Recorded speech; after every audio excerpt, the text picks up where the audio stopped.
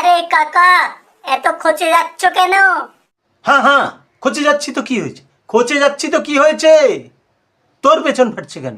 আমি কি তোর পেছনে বোম জ্বালিয়ে দিয়েছি নাকি?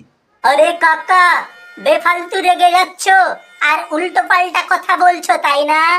গাধা নাকি রে তুই? দেখতে পাচ্ছিস না দিওয়ালির দিন খাওয়া পিওয়া করে একটু আনন্দ করছি? দেখতে পাচ্ছিস না তুই?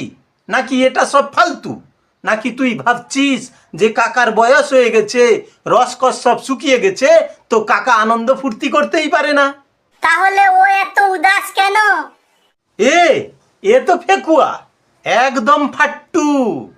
সব সময় এরকমই থাকে, মুখ লটকে। দেখলে মনে হবে যেন কাঠপিঁপড়ে ওর পেছনে কামড়ে ধরে ঝুলে আছে।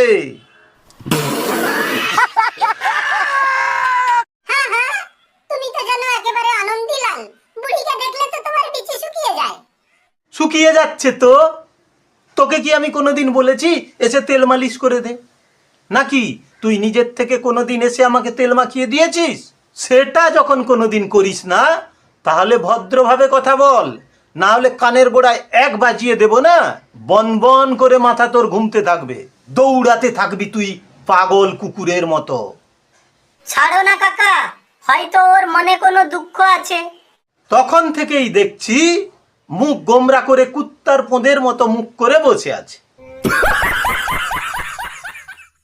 দেখছে দিওয়ালির দিন সবাই আনন্দ করছে, উৎসব করছে, নাচ গান করছে, কিন্তু ও তো বেটা একদম ফাট্টু মার্কা মাল। মুখ গোমরা করে, মুখ ঝুলিয়ে করে বসে আছে। মনে তো করছে শালাকে এক চড় মেরে দি। শালা ফাট্টু গান্ডু কোথাকার, গাদা। আমাকে পটাকা ফাটাতে দেয়নি। হে ভগবান, একে নিয়ে আমি কি করব? আরে কাল তো তুই আমার সামনে 20-25 প্যাকেট পড়াকা জ্বালিয়ে ফেললি। একে দেখে তো আমার মনে হচ্ছে যতক্ষণ ও পড়াকা জ্বালাতে জ্বালাতে নিজের মাথা না ফাটিয়ে ফেলবে, ততক্ষণ ও ঠান্ডা হবে না।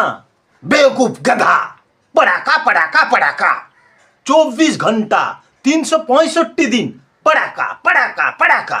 পড়াকা? পড়াকাটা কি? পড়াকা কি জানিস না? হ্যাঁ, পড়াকাটা কি জানিস না? না, আমি তো পড়াকা জানি না, আমি তো জানি পটাকা। বেওকুফ গাধা নাকি রে তুই ভুসড়িকে? পড়াকা জানিস না? কেন, কি জন্যে? আরে পড়াকা তো বলে না, পটাকাই বলে। হ্যাঁ হ্যাঁ, ঠিক আছে ঠিক আছে, আমি ভুল বলছি, আমি বেওকুফ গাধা, আমি কিছু জানি না।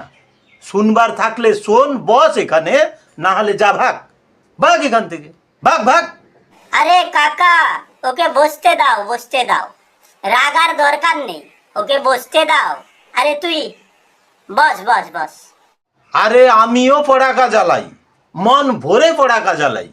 তার মানে এই না যে একদিন যদি পড়াকা না পাই তাহলে শুয়োরের পেছন করে মুখটা বসে থাকবো। শুয়োর মুখ কোথাকার, যা ভাগ। মুখ ঝুলিয়ে বসে আছে, তখন থেকে দেখছি মুখ ঝুলিয়ে বসে আছে।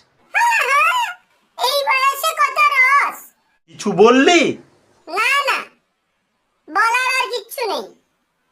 আরে আমার যখন বয়স কম ছিল, আমার সময় দিওয়ালিতে 1 মাস আগে থেকে ঘরের 2 কামরা বমনে ভরা থাকতো।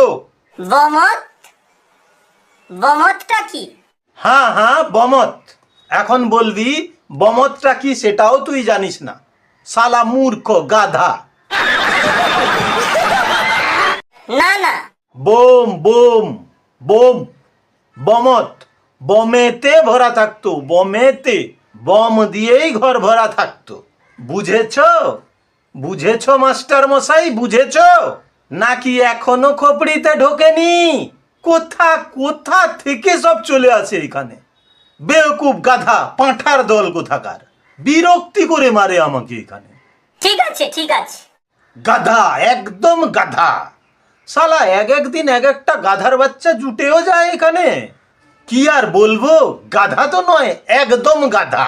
যদি দুটো হাতের বদলে আর 2খানা পা হতো না, তাহলে তো একদম গাধাই হতো, কারণ দিমাগ তো এমনিতেই গাধার মতো গোবরে ভরা।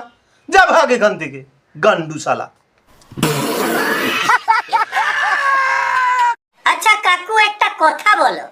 কি?